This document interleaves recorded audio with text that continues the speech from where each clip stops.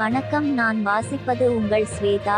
இப்போது நாம் பார்க்க போகும் வீடியோ காளான்கள் வீட்டிலேயே விதைகள் முதல் வளர்ப்பு வரை பற்றி பார்க்கலாம். காளான்கள் வளர்ப்புக்கு குறைந்த இடம் போதும், மாதம் 1.5 லட்சம் வரை சம்பாதிக்கலாம்.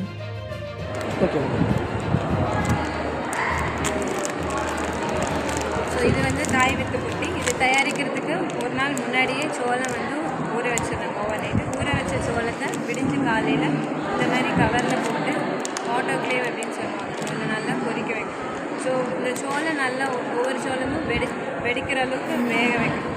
கரைஞ்சிடக்கூடாது, ரொம்ப வந்து குழஞ்சிடக்கூடாது. ஆனால் நல்லா நல்லா வேக வைக்கணும். வெந்ததுக்கப்புறம் டைமிங் இருக்குங்களா? அதுக்கு 1 மணி நேரம் ஓரளவுக்கு வெந்தால் போதும். ஒரு 100 டிகிரியில் 1 ஹவர் வெந்தால் போதும். அதுக்கப்புறமா வந்து இந்த சோளத்தை காய வச்சுக்கணும். நல்லா நல்லெல்லாம் உலர்த்தி தண்ணி எல்லாம் உறிஞ்சிடாது. தண்ணியாக சொதன்னு இருக்கக்கூடாது. நல்லா காஞ்ச சோளத்தில் ட்ரையான சோளத்தில் 1 கிலோ சோள விதைக்கு 20 கிராம் கால்சியம் கார்பனேட் வந்து ஆட் பண்ண கால்சியம் கார்பனேட்டோடு சேர்த்து இந்த கவரில் பேக் பண்ணி கூட காளானோட மதர் வித்துன்னு சொல்லுவாங்க, அந்த சங்கையை வந்து இனாக்குலேட் பண்ணணும். 4-5 கல்ச்சர் லோடு வந்து இனாக்குலேட் பண்ணதுக்கப்புறம் 1 வாரம் வந்து வச்சிடணும்.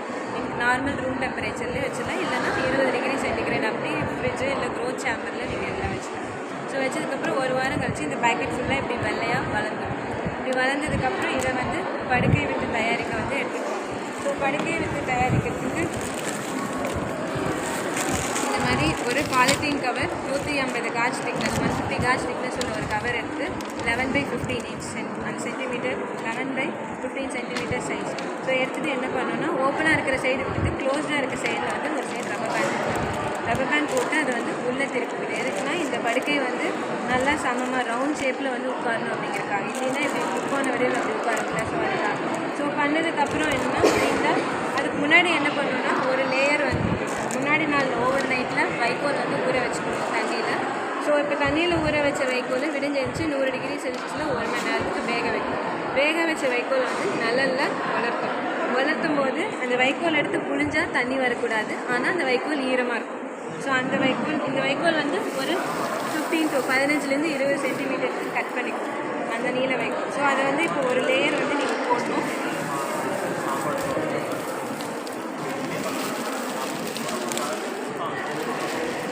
இது ஒரு லேயர் மட்டும் அந்த இது ஒரு லேயர் ஏற்கனவே நீங்கள் தயாரிச்சிருக்கிற இந்த காய வெட்டுக்குட்டி வந்து ஒரு லேயர் வந்து போடும். ஸோ அதுக்கப்புறம் இது ஒரு லேயர் மேலே ஓரமாக தூக்கிட்டதுக்கப்புறம் வைக்கோல் ஒரு லேயர். இது மாதிரி ஒரு படுக்கைக்கு நீங்கள் 5 to 6 லேயர் வரைக்கும் போடலாம். போட்டதுக்கப்புறம் ஓரத்தில் ஓட்டை ஏதாவது ஊசி வச்சு இதை க்ளோஸ் பண்ணிவிட்டு அதுக்கப்புறம் ஊசி வச்சு ஓட்டை போட்டோம். ஸோ அந்த ஓட்டை வழியாக தான் உங்களுக்கு வந்து காளான். ஸோ அப்போது போட்டு வச்சோன்னா இப்போது 1 வாரம் கழிச்சு இந்த மாதிரி இது ஸ்பான் ரன்னிங் அப்படின்னு சொல்லுவாங்க. கம்ப்ளீட்டாக மொத்தமும் இந்த வைக்கோல் ஃபுல்லாக வந்து இந்த பூஞ்சான் வந்து ஃபுல்லாக வளர ஆரம்பிச்சு.